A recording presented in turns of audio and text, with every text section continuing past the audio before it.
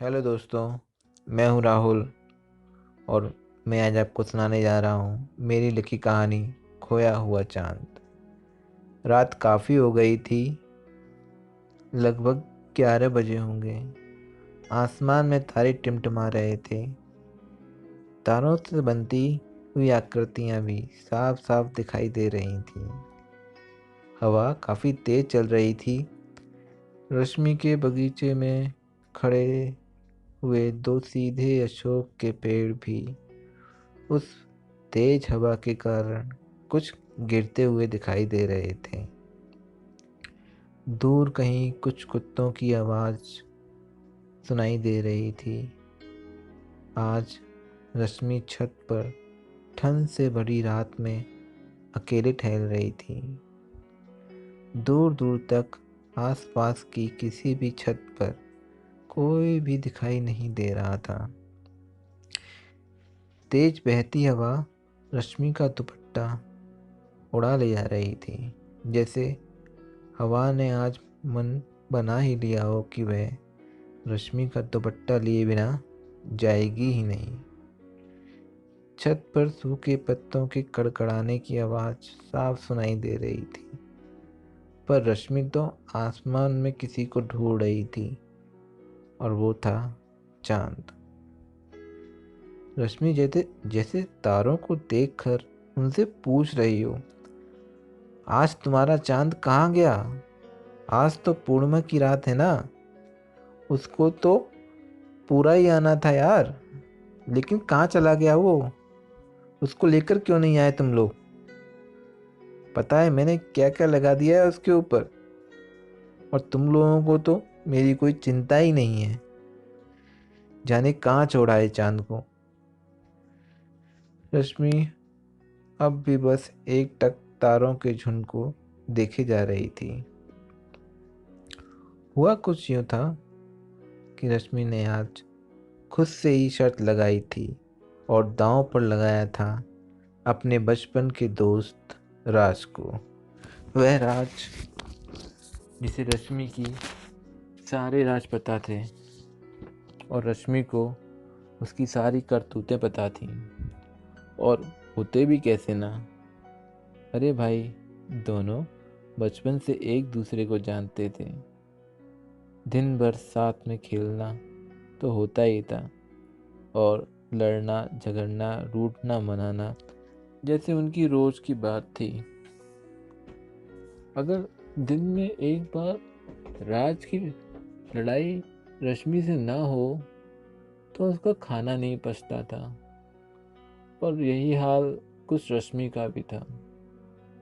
गर्मियों की छुट्टी में जब राज अपनी नानी के यहाँ चला जाता था, तो वो छुट्टियाँ रश्मि कैसे काटती थी ये उससे ही पता था। राज की हर ऊट पटांग हरकतों की खबर, जो कि उसकी माँ को भी नहीं होती थी, वो रश्मि को होती थी। तभी तो मोहल्ले वाले कहते थे कि राज का काला चिट्ठा तो केवल रश्मि के पास ही मिल सकता है, और किसी को कुछ पता ही नहीं होता है राज के बारे में। रश्मि दिल और दिमाग के बीच काफ़ी दिनों से उलझन में थी। वह तय नहीं कर पा रही थी कि राज उसका दोस्त है या दोस्त से कुछ ज़्यादा। दिल ये मानने को तैयार नहीं था कि जिस राज को वो खुद से ज़्यादा जानती है वो केवल एक दोस्त है। पर वहीं दिमाग चिल्ला चिल्ला कर रश्मि से बोल रहा था कि रश्मि, राज दोस्त से ज़्यादा और कुछ भी नहीं है। और बेचारी रश्मि इसी उलझन के बीच पिछले कुछ दिनों से उलझी हुई थी। 16 से 20 साल की उम्र कुछ होती ही ऐसी है कि हर कोई किसी का साथ चाहता है। इंसान किसी अपने को अपना खास बनाना चाहता है, दोस्ती को एक नए मुकाम पर ले जाना चाहता है। रश्मि भी उसी उम्र से गुजर रही थी, दिल और दिमाग की जंग तो ये तय नहीं कर पा रही थी कि वो सही है या गलत। क्या राज भी उसको चाहता है या बस फिर ये उसका पागलपन है। और अब रश्मि ने जवाब चांद पर छोड़ दिया था। जब खुद से जवाब नहीं मिलते तो रश्मि यही करती थी कि जवाब किसी बात पर, किसी मौके पर या किसी होने वाली सिचुएशन पर छोड़ देती थी। तो अब रश्मि ने ये शर्त लगाई थी खुद से ही खुद के लिए कि अगर आज चांद निकलता है तो राज उसके लिए बना है, नहीं तो राज और उसका कोई मेल नहीं, और वो धीरे धीरे रास्ते दूरी बना लेगी। हवा रुक चुकी थी। कुत्ते की दूर से आती हुई आवाज भी अब सुनाई नहीं दे रही थी, और अशोक के पेड़ अब चुपचाप मानो सीधे बच्चे की तरह खड़े हो गए थे। अब साफ आसमान भी धीरे धीरे बादलों से घिरता जा रहा था। जो आकृतियां कुछ देर पहले तक रश्मि से बातें कर रही थी, अब बादलों का घेरा उनको घेरता जा रहा था। और इसी के साथ रश्मि के मन में भी उदासी बढ़ती जा रही थी। वैसे तो सब कुछ चांद के आने या न आने पर छोड़ दिया था रश्मि ने, लेकिन कहीं ना कहीं वो ये चाहती थी कि चांद आ जाए, या यूं कहें कि राज आ जाए।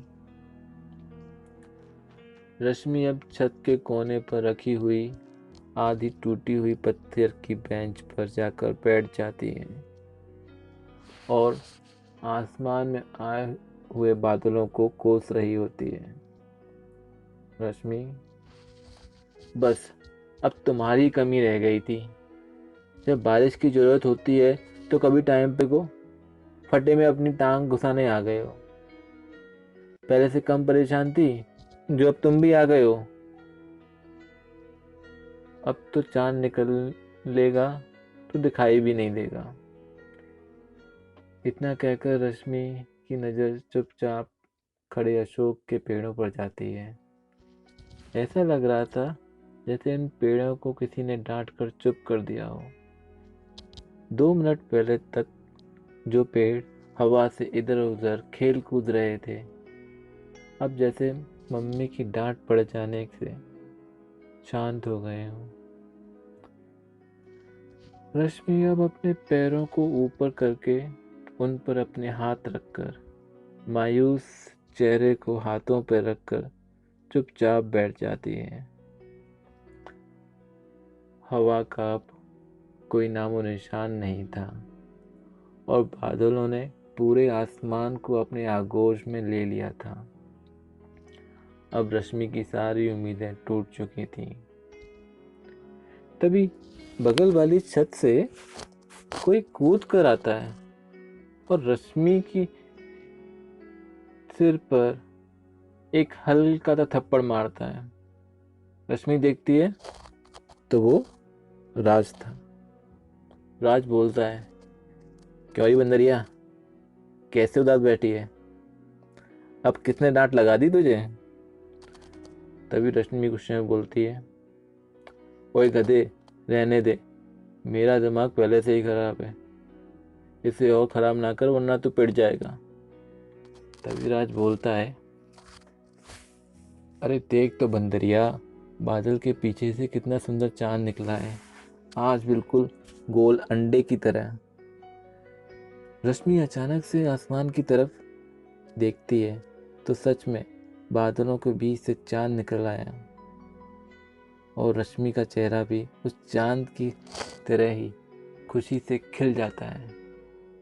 रश्मि एकदम खड़ी होती है और गोल गोल घूमने लगती है। राज बोलता है, अरे पागल हो गई है क्या बंदरिया, क्या कर रही है? लेकिन आज रश्मि की खुशी को केवल रश्मि ही समझ सकती थी और कोई नहीं। अब तक जो रश्मि अशोक के पेड़ में रोते हुए बच्चे को देख रही थी। अब अचानक से उन पेड़ों पर ही उसे प्यार आ रहा था। रश्मि राज के पास जाती है और पहले उसे एक चांटा मारती है और फिर बोलती है, ओए गधे, चांद अंडे जैसा नहीं है, तेरा मुंह अंडे जैसा है। और इतना कहकर रश्मि राज को गले से लगा लेती है। बस इतनी सी थी ये कहानी। उम्मीद है आपको ये कहानी पसंद आई होगी।